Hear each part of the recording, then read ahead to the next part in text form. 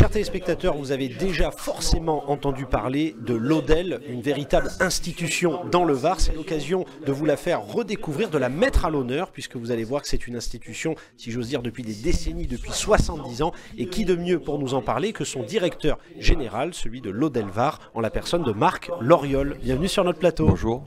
Très heureux de vous accueillir. Moi aussi d'être là. Alors écoutez, un vrai plaisir de vous accueillir sur notre plateau. Alors pour les téléspectateurs qui seraient néophytes, on a tous ou toutes déjà entendu parler de l'Odel, a fortiori dans le Var, mais l'Odel, ça n'est pas uniquement, si j'ose dire, les vacances pour les enfants. Ça l'a été. L'Odel a été créé en 1948 par des enseignants.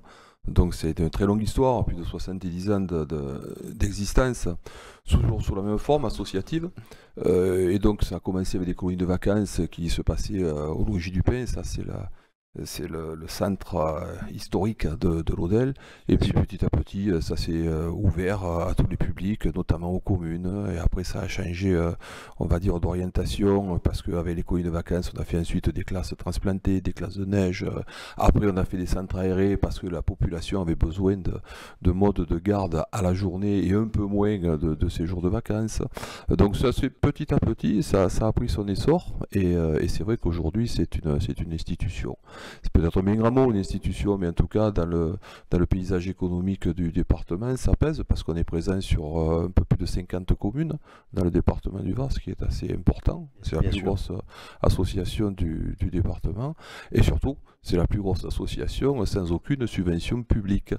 Alors c'est important ça de le souligner, voilà, c'est-à-dire que l'Odel Var, si j'ose dire, est autosuffisante. C'est elle qui fonctionne sans forcément les deniers publics. Voilà, ça l'est devenu, et depuis 2016, exactement, depuis 8 ans, nous sommes totalement indépendants de la subvention publique.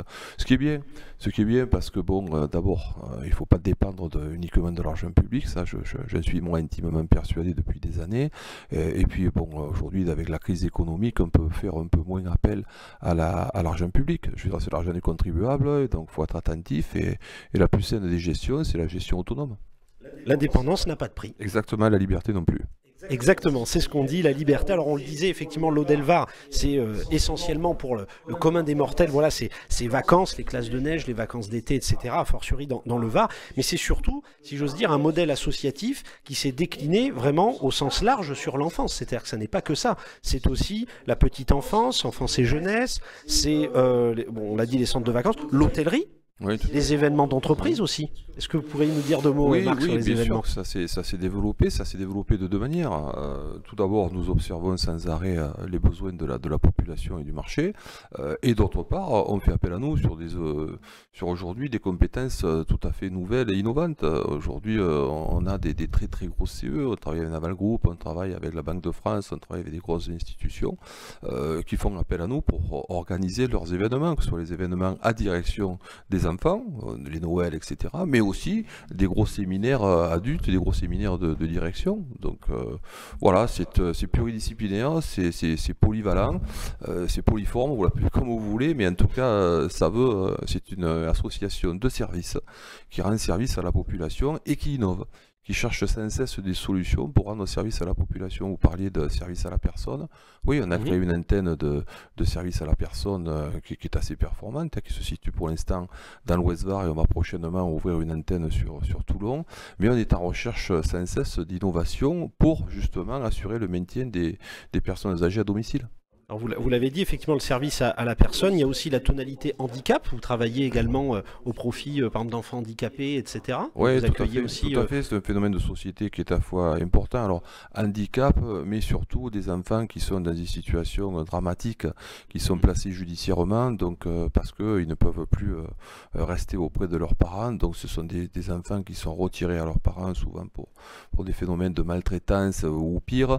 Et donc, les valeurs de l'Odel, c'est aussi d'apporter à la société cette réponse-là, parce qu'aujourd'hui c'est un phénomène malheureusement qui a tendance à exploser, et donc c'est vrai que l'Odel est aussi sur le champ du médico-social aujourd'hui.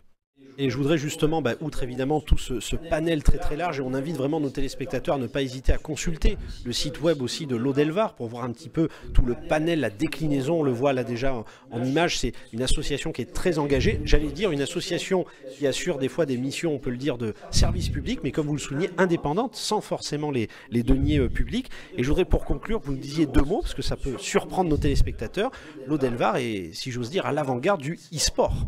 Alors oui, on a créé un club e-sport avec une ambition, même plusieurs ambitions. La première, donc, c'est un phénomène de société, donc on observait ça depuis quand même quelques mois, voire quelques années, et maintenant la technologie nous permet, et nous avons eu l'opportunité de trouver, avenue Colbert, à Toulon, un gros local, nous avons installé des dizaines et des dizaines de PC très performants, que nous avons financé nous-mêmes.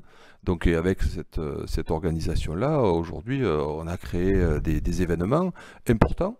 Donc on a fait un événement sur un jeu qui est assez connu, donc au casino de hier, et sur cet événement, on avait à peu près plus de 500 joueurs. Et pour vous donner le rayonnement de cette association, de ce secteur d'activité, parce qu'il appartient à l'Odel, donc du e-sport qui s'appelle Cicada's Gaming, en finale, vous aviez un Mexicain contre un Allemand. Le jeune était venu du Mexique avec son staff pour jouer à ce jeu, pour participer à cette compétition, donc à hier, et on a renouvelé l'expérience le jour du passage de la flamme olympique, toujours au Casino Joa, à la Seine cette fois.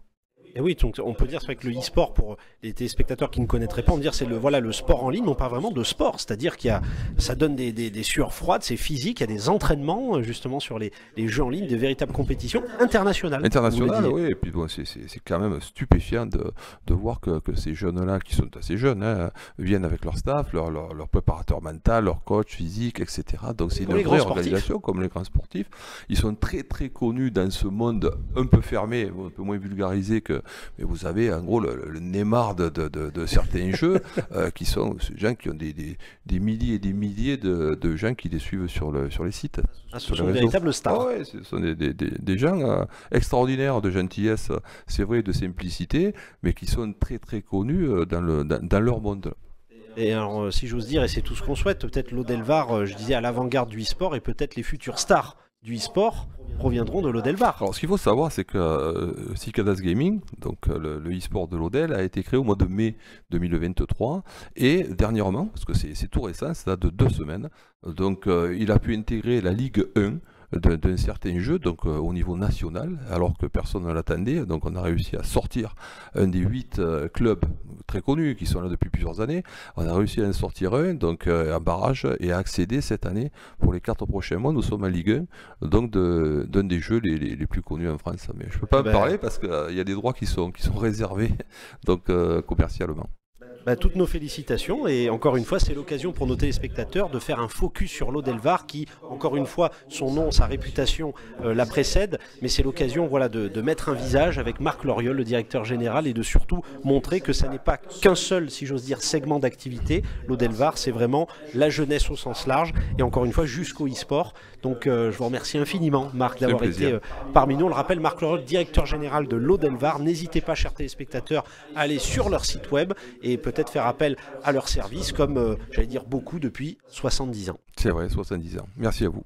Merci à vous, chers téléspectateurs, pour votre fidélité, et à très vite sur Info 80.